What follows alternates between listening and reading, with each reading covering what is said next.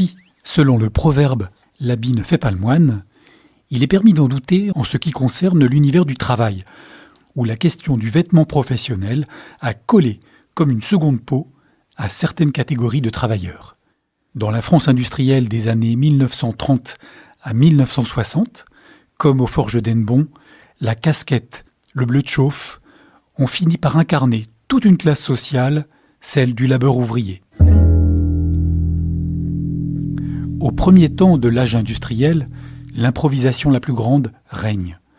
En l'absence de règles et de responsabilités du côté des dirigeants d'usines, la main-d'œuvre rurale embauchée aux forges Trottier Frères n'a d'autre choix que d'effectuer leurs tâches avec leurs vêtements paysans, bien mal adaptés aux contraintes de la métallurgie.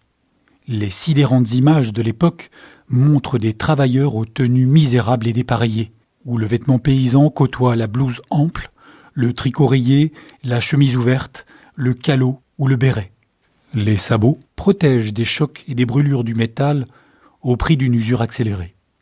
Le vêtement de travail féminin ne connaît pas la même adaptation. L'inégalité des sexes se joue aussi sur ce plan. C'est la tenue paysanne qui reste en vigueur avec quelques adaptations.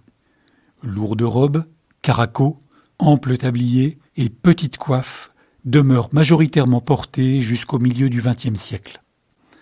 La seule révolution notable touchera une catégorie réduite d'ouvrières.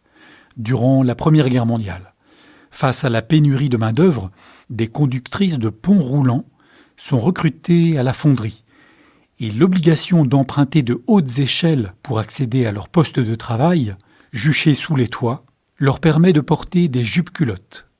Innovation aussi spectaculaire que confidentielle.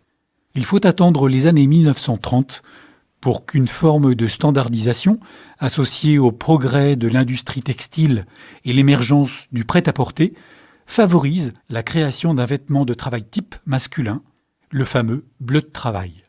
Une veste et un pantalon à la coupe standard, garni de poches, taillés dans un coton indigo, épais et solide. Associé à la casquette, aux sabots et à la musette en bandoulière, cette silhouette ouvrière fut omniprésente dans tout le pays des forges jusqu'aux années 1960.